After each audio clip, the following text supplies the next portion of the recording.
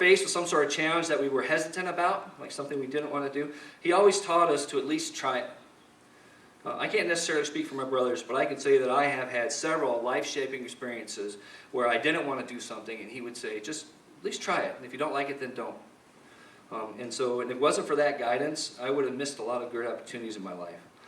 Through his actions, he taught us the character value of sacrificing for our own good and for the good of others, and it was the hallmark of his family leadership style. I would say if there's one word I would put on his leadership style in the family, it was sacrifice. He taught us to love a country. He made us excited when we flew the flag on holidays outside the house, and if you go to the house today, you'll see there's a flag flying. He was proud of his own military service, and he really and truly appreciated anyone who served. That was sacred ground for him. Being the head of a household of 5 growing boys, you can imagine, was a challenging task. There was never a doubt, though, who was in charge. But he was always fair. He absorbed a lot of situations that we kids managed to get ourselves into. And I know there was things for me that he did that nobody else in the world knows about. It was just between me and him, and I'm assuming my brothers have similar experiences. I'm sure each of us could talk for a long time on stuff we did that he helped us out of. He wasn't, though, a lovey-dovey, kissy-kissy kind of dad. He demonstrated his love through his actions. And that's just the way he was wired from his background and what he did. Until he got older. In his later years, I think he saw the wisdom of expressing more, and he absolutely was more expressive in the end. But when we were, before 30, he wasn't like the kissy-kissy, huggy-huggy kind of dad. And my mom and dad, I'm sure that they had their fair share of marital strife. I mean, who doesn't? But I never saw it. So he was very careful to preserve that. And as far as I know, he worshipped my mom. And always had her on a pedestal, and that was his queen. Although I will say that sometimes, 5 boys and dad and mom, she was kind of outnumbered. And so we did feel sorry for her. So sometimes we'd help them out. So one time I remember she got her hair dyed. Came home, she said, "Oh, I got my hair done."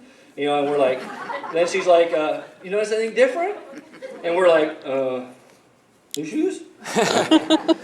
New blouse? New watch?" "No, I got my hair done." "Oh, I'm sorry." "Oh, it looks great, Mom." So my dad came home, I ran out there, "Dad, she got her hair done."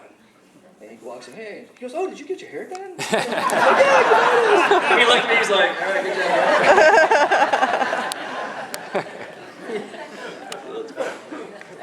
So, kind of summarizing what I just said, he left a strong legacy. He was a technical master. He was selfless. He was accepting. He loved his dedicated family time. He loved his mom.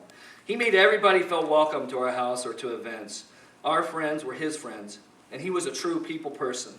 He would always ask us about the well-beings of anybody he met that we knew. Every time I'd see, he'd go, "How's Sam doing? How's Colonel Kelly doing?" All these people he met, he cared about them. He just instinctively had that nature. It was beautiful. He was adored by his own circle of friends, too. And he was the kind of man to always be willing to help somebody in need. I am proud to be his son. I'm going to end with this. And this is very unorthodox, I know, but sorry. As I said, he wasn't an uber-expressive guy to individuals. But he was uber-expressive to everybody else about somebody. And so, whereas he didn't sit down and say, "Hey Gary, I want you to say this at my memorial." Priscilla may not agree, but I am a good listener. And I have just kind of captured what it is I heard him say about my family. But I want to share that. John.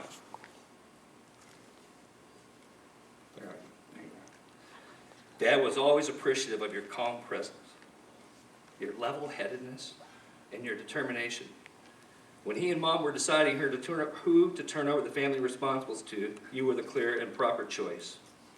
He loved Robin and Tom and always enjoyed visits down south to watch the hydros, and at the end of the course, sit in the spice rack and have breakfast, and of course spice rack, and he was proud of you. Paul, Dad always said that you were the smartest of us, and he was right. He admired your determination and your ability to rebound from adversity. In later years, he enjoyed watching your transformation into a compassionate, gentle man. And he really loves Claire. He was proud of you. Bruce, Dad marveled at your creative genius. There's no other way to describe it. He was right. He loved his time with you at your shop and interfacing with your cast of characters that you worked with. And he really liked it when you called them Dusty Bottoms. He believed that you had the most natural charisma of any of us. He was right. He loves Jess and the stabling influence she's provided in you. He's very proud of you. Priscilla, because I'm not going to talk about myself. Remember, he didn't tell me. Dad loved you like his own daughter, and he thought you to be the most compassionate among us. He's right. He enjoyed your accent and your willingness to always